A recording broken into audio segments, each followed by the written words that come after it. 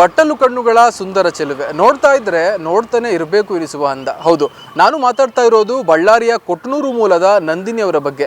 ನಂದಿನಿಯವರು ಏನು ಕೆಂಗೇರಿ ಪೊಲೀಸ್ ಠಾಣಾ ವ್ಯಾಪ್ತಿಯ ಒಂದು ಪಿಜಿಯಲ್ಲಿ ವಾಸವನ್ನು ಮಾಡ್ತಾ ಇದ್ರು. ಅದರ ಹೆಸರು ಇನ್ಸ್ಟಾ ಕೋ ಲಿವಿಂಗ್ ಪಿಜಿ ಎಂಬ ಒಂದು ಪಿಜಿ. ಆ ಪಿಜಿಯಲ್ಲಿ ಭಾನುವಾರ ರಾತ್ರಿ ಸುಮಾರು 12:30 ಸಮಯದಲ್ಲಿ ನೇಣು ಬಿಗಿದುಕೊಂಡು ಆತ್ಮಹತ್ಯೆ ಮೂಲಕ ಸಾವಿನ ಮನೆಯನ್ನು ಸೇರಿದ್ರು. ಅದಕ್ಕೆ ಕಾರಣಗಳನ್ನು ಹುಡುಕ್ತಾ ಹೋದರೆ ಸಾಕಷ್ಟು ರೀತಿಯ ಕಾರಣಗಳು ನಮಗೆ ಸಿಗುತ್ತಾ ಹೋಗುತ್ತೆ. ಯಾಕಂದರೆ ಅವರು ಡೆತ್ ನೋಟನ್ನು ಬರೆದಿಟ್ಟು ಆತ್ಮಹತ್ಯೆಗೆ ಶರಣಾಗಿದ್ದರು. ಈ ಹಿಂದೆ ನಟನಾ ವೃತ್ತಿಯಲ್ಲಿ ನಾನು ಸಾಕಷ್ಟು ಒಂದು ಭಾಗವಹಿಸಬೇಕು, ಅದೇ ರೀತಿ ಒಂದು ನಟಿ ಆಗಬೇಕು ಎನ್ನುವ ದೃಷ್ಟಿಯಲ್ಲಿ ಅವರು ಬೆಂಗಳೂರಿಗೆ ಬಂದಿರಲಿಲ್ಲ. ಆದರೆ ಇಂಜಿನಿಯರಿಂಗನ್ನು ಮಾಡಿ ಕಂಪ್ಲೀಟ್ ಮಾಡಿ ಇಂಜಿನಿಯರಿಂಗ್ ಪದವೀಧರೆ ಆಗಬೇಕು ಎನ್ನುವ ಉದ್ದೇಶದಿಂದ ಮನೆಯವರು ಬೇಡ, ಅಲ್ಲಿ ಕಾಲೇಜ್ ಬೇಡ, ಈ ಬಳ್ಳಾರಿಯಲ್ಲೇ ಬೇರೆ ಯಾವುದಾದ್ರೂ ಒಂದು ಕಾಲೇಜನ್ನು ನೋಡು ಅಂತ ಹೇಳಿದರು.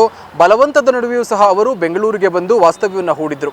ನಂತರದಲ್ಲಿ ಅವರಿಗೆ ನಟನಾ ಕ್ಷೇತ್ರ ಸಾಕಷ್ಟು ರೀತಿಯಲ್ಲಿ ಅವರನ್ನು ಆಕರ್ಷಣೆಯನ್ನು ಮಾಡಿತು. ಹೀಗಾಗಿ ಇಂಜಿನಿಯರಿಂಗ್ ಪದವೀಧರೆಯಾಗುವ ಕನಸನ್ನು ಬಿಟ್ಟು ನಟನಾ ವೃತ್ತಿಗೆ ಇವರು ಹಾಯ್ ಹೇಳಿದ್ರು. ಹೀಗಾಗಿ ಹೆಸರುಘಟ್ಟದ ಇಂಜಿನಿಯರಿಂಗ್ ಕಾಲೇಜನ್ನು ಬಿಟ್ಟು ಏನು RR ನಗರದ ಒಂದು ಟ್ರೈನಿಂಗ್ ಏನು ಒಂದು ಎಂಟರ್ಟೈನ್ಮೆಂಟ್ ಟ್ರೈನಿಂಗ್ ಸೆಂಟರ್ನಲ್ಲಿ ಇವರು ಟ್ರೈನಿಂಗನ್ನು ಮಾಡೋದಕ್ಕೆ ಶುರುವನ್ನು ಮಾಡಿದ್ರು. ಅದರ ಜೊತೆ ಒಂದು ನಟನಾ ಕಾಲೇಜಿಗೂ ಸಹ ಇವರು ಸೇರ್ಪಡೆಯಾಗಿದ್ದರು. ಎಲ್ಲವೂ ಚೆನ್ನಾಗಿ ಹೋಗ್ತಾ ಇತ್ತು. ಆದರೆ ಕೆಲವು ದಿನಗಳ ಹಿಂದೆ ನಂದಿನಿಯವರ ತಂದೆ ಕೆಲವೊಂದು ಕಾರಣಗಳಿಂದ ಅಥವಾ ವಯೋಸಹಜ ಕಾರಣಗಳಿಂದ ಏನು ಸಾವನ್ನಪ್ತಾರೆ. ಅವರಿಬ್ಬರು ಅಂದರೆ ನಂದಿನಿಯವರ ತಂದೆ ಹಾಗೂ ತಾಯಿ ಇಬ್ಬರೂ ಸಹ ಸರ್ಕಾರಿ ಶಿಕ್ಷಕರಾಗಿದ್ದರು. ಈ ಹಿನ್ನೆಲೆಯಲ್ಲಿ ತಂದೆಯ ಕೆಲಸ ಮಗಳಿಗೆ ಸಿಗುವುದರಲ್ಲಿ ಯಾವುದೇ ಅನುಮಾನವಿರಲಿಲ್ಲ. ಅದೇ ರೀತಿ ಅವರ ಕೆಲಸ ಮಗಳಿಗೆ ಸಿಕ್ಕಿತ್ತು, ಅದು ಕೂಡ ಅನುಕಂಪದ ಆಧಾರದ ಮೇಲೆ.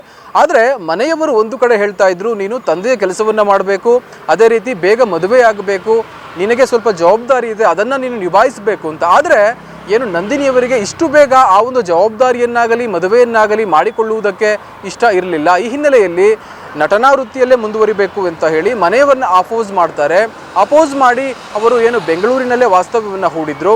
ಹೀಗಾಗಿ ಮನೆಯವರು ಎಷ್ಟೇ ಬಲವಂತ ಮಾಡಿದರೂ ಸಹ ಒಪ್ಪದೆ ಏನು ಧಾರಾವಾಹಿ ಆಗಿ ಸೇರಿದಂತೆ ಅಂದರೆ ತಮಿಳು ಹಾಗೂ ಕನ್ನಡ ಧಾರಾವಾಹಿಗಳಲ್ಲಿ ಇವರು ತಮ್ಮದೇ ಆದಂತಹ ಛಾಪನ್ನು ಮೂಡಿಸೋದಕ್ಕೆ ಒಂದು ಚಿಕ್ಕ ಚಿಕ್ಕ ಹೆಜ್ಜೆಯನ್ನು ಇಡ್ತಾ ಹೋದರು. ಆದರೆ ಅದೇನಾಯ್ತೋ ಏನೋ ಗೊತ್ತಿಲ್ಲ, ಸಾಕಷ್ಟು ಜನಪ್ರಿಯತೆಯನ್ನು ಗಳಿಸ್ತಾ ಹೋಗ್ತಾ ಇದ್ರು. ಆದರೆ ಇಂಥವರ ಜೀವನದಲ್ಲಿ ಅದ್ಯಾವ ಒಂದು ದುರುದ್ದೇಶ, ಅದ್ಯಾವ ಒಂದು ಯೋಚನೆ, ಏನು ನಾನು ಆತ್ಮಹತ್ಯೆಯನ್ನು ಮಾಡಿಕೊಳ್ಬೇಕು, ಈ ರೀತಿ ಆಗಬೇಕು ನಾನು ಎನ್ನುವ ಒಂದು ಯೋಚನೆ ಬಂತೋ ಗೊತ್ತಿಲ್ಲ, ದಿಢೀರಂತ ಆತ್ಮಹತ್ಯೆ ಮಾಡಿಕೊಳ್ಳುವ ಒಂದು ಕೆಟ್ಟ ನಿರ್ಧಾರವನ್ನು ಮಾಡಿದರು. ಅದೇ ರೀತಿ ಭಾನುವಾರ ರಾತ್ರಿ 11:00 ಅವರ ಒಬ್ಬ ಸ್ನೇಹಿತನ ಜೊತೆ ಮಾತನಾಡಿಕೊಂಡು ಅವರು ಪಿಜಿಗೆ ಬರ್ತಾರೆ. ಪಿಜಿಗೆ ಬಂದವರೇ ಸೀದಾ ಅವರ ರೂಮ್ಗೆ ಹೋಗಿ ಆ ಒಂದು ಬಾಗಿಲಿನ ಮೇಲ್ಗಡೆ ಬೋಲ್ಟನ್ನು ಹಾಕ್ತಾರೆ. ನಂತರದಲ್ಲಿ ಅವರ ಫ್ರೆಂಡ್ ಜೊತೆ ಮಾತನಾಡ್ತಾ ಇದ್ದ ಸಂದರ್ಭದಲ್ಲೇ ಅಲ್ಲೇ ಇದ್ದ ಒಂದು ಕಿಟಕಿಗೆ ನೇಣನ್ನು ಹಾಕಿಕೊಂಡು, ಅದರಲ್ಲೂ ಸಹ ತಮ್ಮ ವೇಲನ್ನೇ ಬಳಸ್ತಾರೆ ನೇಣನ್ನು ಹಾಕಿಕೊಳ್ಳೋದಕ್ಕೆ. ನಂತರದಲ್ಲಿ ಅಲ್ಲೇ ಅವರು ಸಾವನ್ನಪ್ತಾರೆ. ಯಾವಾಗ ಇವರು ಫೋನಿನಲ್ಲಿ ಮಾತಾಡ್ತಾ ಇದ್ದ ಒಂದು ಸಮಯದಲ್ಲಿ ನಂದಿನಿ ಅವರ ಧ್ವನಿ ಅವರ ಸ್ನೇಹಿತನಿಗೆ ಏನು ಗೊತ್ತಾಗ್ತಾ ಇರಲಿಲ್ವೋ, ಸಡನ್ನಾಗಿ ಅವರು ಪಿಜಿ ಹತ್ರ ಧಾವಿಸ್ತಾರೆ. ಪಿಜಿ ಹತ್ರ ಧಾವಿಸಿದಾಗ ಸಾಮಾನ್ಯವಾಗಿ ಅದು ಹೇಳಿ ಕೇಳಿ ಹೆಣ್ಣು ಮಕ್ಕಳು ಇರುವಂತಹ ಪಿಜಿ, ಯಾವುದೇ ಗಂಡಸರಾಗಲಿ ಯುವಕರಾಗಲಿ ಬಂದರೆ ಸಾಧಾರಣವಾಗಿ ಎಂಟ್ರಿ ಇರೋದಿಲ್ಲ. ಹೀಗಿದ್ದಾಗ ಅಲ್ಲಿರುವ ಸೆಕ್ಯೂರಿಟಿ ಆಗಿರಬಹುದು, ಅವರು ಇವರನ್ನು ವಿಚಾರಿಸ್ತಾರೆ. ನಂತರದಲ್ಲಿ ಇವರು ಸುಮಾರು 10 ನಿಮಿಷದ ನಂತರದಲ್ಲಿ ಅವರು ಏನು ನಂದಿನಿ ಅವರಿದ್ದ ಪಿಜಿಯ ರೂಮ್ ಏನಿದೆ ಅಲ್ಲಿ ಅವರು ಎಂಟ್ರಿಯನ್ನು ಕೊಡ್ತಾರೆ.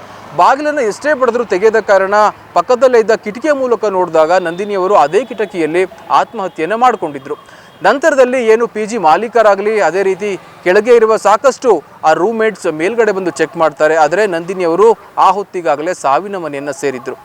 ಹೀಗಾಗಿ 112 ಹೊಯ್ಸಳಗೆ ಕಾಲ್ ಮಾಡ್ತಾರೆ. ಪೊಲೀಸರು ಸ್ಥಳಕ್ಕೆ ಧಾವಿಸ್ತಾರೆ. ಆ ನಂತರ ಅಂದರೆ ಮುಂಜಾನೆ 4:30 ಸುಮಾರಿಗೆ ಅವರ ದೇಹವನ್ನು ಏನು ಮುಂದಿನ ಹಂತವಾದಂತಹ ಪೋಸ್ಟ್ ಮಾರ್ಟಮ್ಗೆ RR ನಗರದ ಒಂದು ಹಾಸ್ಪಿಟಲ್ ಅಥವಾ ಕೆಂಗೇರಿ ಬಳಿಯ ಒಂದು ಹಾಸ್ಪಿಟಲ್ಗೆ ಕಳಿಸ್ಕೊಡ್ಲಾಗುತ್ತೆ.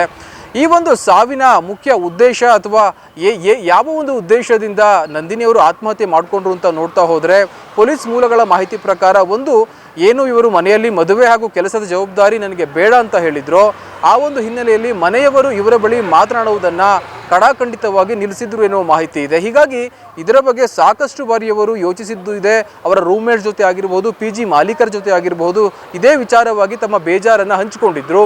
ಅದು ಆದ ನಂತರದಲ್ಲಿ ಮತ್ತೊಂದು ವಿಚಾರ, ಏನು ಮನೆಯವರು ಯಾರು ಮಾತಾಡ್ತಾ ಇಲ್ಲ, ನಟನಾ ವೃತ್ತಿಯಲ್ಲೂ ಸಹ ಅಷ್ಟೊಂದು ಹೇಳಿಕೊಳ್ಳುವಷ್ಟು ಪ್ರಾಮುಖ್ಯತೆ ಸಿಗ್ತಾ ಇಲ್ಲ ಎನ್ನುವ ನೋವು ಕೂಡ ಬಾಧಿಸಿತ್ತು ಅಂತ ಮಾಹಿತಿ ಇದೆ. ಈ ಹಿನ್ನೆಲೆಯಲ್ಲಿ ಬಾಳಿ ಬದುಕಬೇಕಿದ್ದ ಬರೀ 26 ವರ್ಷದ ನಂದಿನಿ ಸಾವಿನ ಮನೆಯನ್ನು ಸೇರಿದ್ರು. ಆದರೆ ಸಾವಿನ ಮನೆ ಸೇರುವುದಕ್ಕೂ ಮುಂಚೆ ಅಥವಾ ಆ ಒಂದು ನಿರ್ಧಾರವನ್ನು ಮಾಡುವುದಕ್ಕೂ ಮುಂಚೆ ಒಮ್ಮೆ ಯೋಚಿಸಬೇಕಾಗಿತ್ತು. ಯಾಕಂದರೆ ಕೆಟ್ಟ ಯೋಚನೆಗಳು ಹೀಗೆ ಬಂದು ಹಾಗೆ ಹೋಗುತ್ತವೆ, ಅದನ್ನು ತಡೆದುಕೊಂಡು ಅವರು ಇವತ್ತಿನವರೆಗೂ ಇದ್ದಿದ್ರೆ ಖಂಡಿತವಾಗಿಯೂ ಅವರ ಮುಂದಿನ ಜೀವನ ಹೇಗಾಗ್ತಿತ್ತೋ ಯಾರು ಕೂಡ ಬಲ್ಲವರಿಲ್ಲ. ಹೀಗಾಗಿ ಯಾವುದೇ ಆತುರದ ನಿರ್ಧಾರವನ್ನು ಮಾಡುವುದಕ್ಕೆ ಮುಂಚೆ ಹಲವಾರು ಬಾರಿ ಯೋಚನೆ ಮಾಡಬೇಕಾಗಿದೆ. ಇದು ಈ ಹೊತ್ತಿನ ವಿಶೇಷ. ನೋಡ್ತಾ ಇರಿ guarantee news. Camera person Rupesh ಜೊತೆ Girish Vasishtha, guarantee news, Bengaluru. Guarantee news, ಸುದ್ದಿ ಖಚಿತ, ನ್ಯಾಯ ನಿಶ್ಚಿತ.